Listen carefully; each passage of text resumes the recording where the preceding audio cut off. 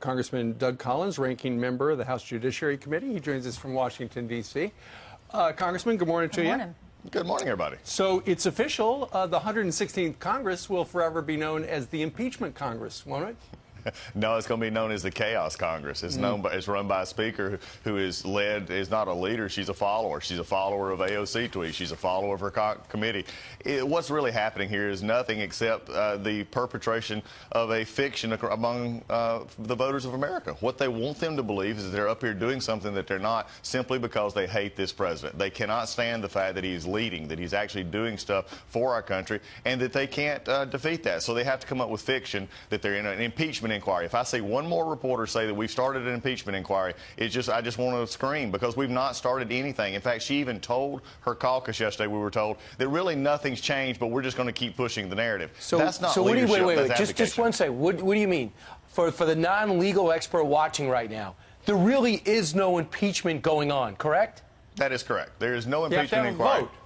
Exactly right. If she wants to do it, she needs to bring it to the floor. And if she's not going to bring it to the floor, quit telling the American public that you're not doing something. Congressman, you used to be a minister before you went to serve our country. You were serving God. We should be having you on to talk about the president speaking at the UN, talking about religious liberties, how impressive that was. We should be talking about all of his bilateral meetings that he's had with leaders of other countries in the world and how that helps our country. But instead, we're talking about another investigation, impeachment inquiries. What do we know about this whistleblower? I'm reading now that someone in the administration, a senior Trump administration official, told Fox that they will release documents showing that this whistleblower has political bias. What do you know about that?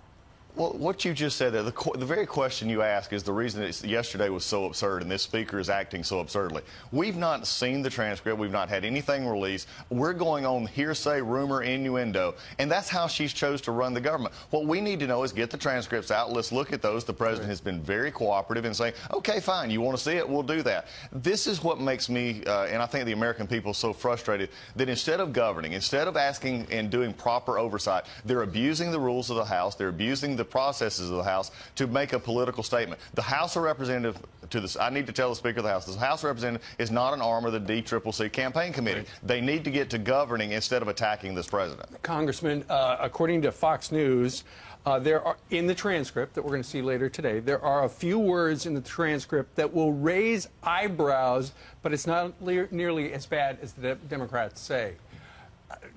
What do you think that means? I'm not sure. We'll have to see. But I know for the Democrats, if it has the, and, or a pronoun, they're going to say it raises eyebrows, because all they've wanted to actually do is impeach this president. This is not new. The American people are seeing through this. The polls are showing the American people seeing through this. You know, I don't give advice to my political, counterparts, but it seems like they would actually understand that passing legislation, doing business for the American people is far more productive than attacking a very successful president. They don't like him. Everybody knows that. But quit making up stuff to deceive the American people of what you're doing. And I watched some people on other channels last night, and they're kind of worried, big Democrats, on how this could boomerang. We have Newt Gingrich on in about an hour. When he led an impeachment on President Clinton, it was he that lost his job, and Clinton, who left with 64% approval rating. A story that Mark Thiessen has in the Washington Post today says this gets almost no attention, but on CNN in May, Senator Menendez, Dick Durbin, and Senator Pat Leahy, wrote a letter to the Ukrainian Prosecutor General expressing concern at the closing of 4 investigations they said were critical to the Mueller probe. In the letter, they implied that their support for U.S. assistance to Ukraine was at stake. Isn't that exactly what they're saying the president brought up in a casual conversation with the new leader of the Ukraine? Oh, how dare you bring that up? That's democratic processes working, and they're supposed to. This shows the hypocrisy. It's just a heightened of hypocrisy up here that they have no agenda, they have no provision for America, but they do have a vision for hatred of the president. They do have a vision for trying to overturn the will of the people. I go back to one thing from yesterday. Ms. Pelosi may be Speaker of the House, but she does not rule the House by fiat. She cannot decide what she wants on her own. She can only deceive, and that's what she did yesterday, to appease her base, to appease her party, to say, say, we're not making any progress here. Jerry Nadler spent 9 months doing this, and it's turned into nothing but chaos in our committee. This is just simply about the president. It's simply about getting at him, and we deserve better than this. Yeah, Mark Thiessen goes on to, in that article in the Washington Post, he talks about the hypocrisy, the double standard. He mentions that what these three senators, the letter that they sent to the Ukraine, the top prosecutor there, begging him not to close these investigations on the Mueller thing and the president. But he also mentions Joe Biden and how Joe Biden threatened to withhold $1 billion in U.S. loan guarantees to the Ukraine if the government didn't fire that top prosecutor. So clearly a double standard. On camera. Right. It is just amazing what we're seeing. But I encourage the American people, watch what the president's doing. Look at the leadership he's providing. Look at what Congress is doing and the fiction that they're perpetrating. This will come out. We're going to continue to tell the truth. If the speaker wants to continue to deceive, we're going to continue to tell the truth. All they need to do is continue to watch, and we're going to keep that forward. Well, as long as if they're going to have an investigation, they should look all across, because Rudy Giuliani was on a bit of a tweet storm last night, Congressman. After midnight, he tweeted this out. Democratic Party is covering up a pattern of corruption involving high-level members of the Obama cabinet. The multi-million and billion-dollar pay-for-play is mind-boggling. Biden family sale of office to Ukraine was not the only one or the most egregious. Slimy Joe is not alone. What do you think he's saying there?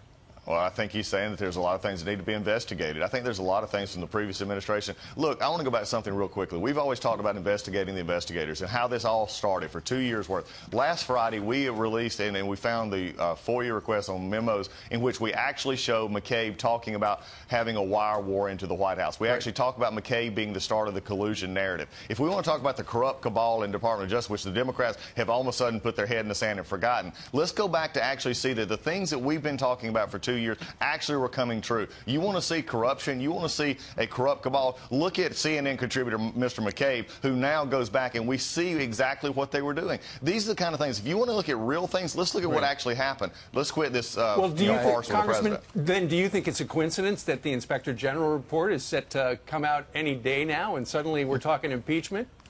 Well, look, I would want to change the narrative, too. They've tried a false narrative of trying to impeach this president for a long time. And look, if I was Comey and McCabe and Strzok and Page and all that, you don't want this investigated. You thought you got away with it. You quit. You got out of government. You went to do your books and your contributors. Look, Comey in particular said he's not a liar or a leaker. He's both. McCabe, we already know what happened now, and then he lost his job. We're seeing all this start to come out, and I think this is what the American people need to focus on. Focus on the facts. Don't focus on the fiction Ms. Pelosi wants you to look at. And if you ever want to see you really teed off, I'll watch some of the testimony when I see the Judiciary Committee there. Jerry Nadler still can't keep up with you. Real quick, the Washington Examiner says Ukraine is likely to reopen the investigation into Burisma, and that is the name of the company that Hunter Biden was a chief investor on, that was paying him $50,000 a week to be a month to be there. The Ukraine says they want to make sure everything was done on the up and up. Today, the president's going to sit down with the Ukrainian president. Also, there's a huge push to allow the U.S. to lead the renegotiation of the Iranian deal. How embarrassing is this for the whole world to see us in New York having this infighting? Couldn't this have waited a day, and wouldn't that have helped the country? Wow, that would be like putting America first. That would be like putting our country first instead of having our president up there working his backside off to help us and to renegotiate plans where Iran is such a bad actor on the field. This is just simply a distraction because they cannot stand this president. I cannot emphasize that enough. You know, if this had happened with a Republican Congress, with a President Obama during UN week, can you imagine the headlines? Right. No, this is simply a distraction because they don't like what he's doing. I'm going to add something else. When the president first took over, obviously the rest of the world did not know what to make of him. Most didn't like him.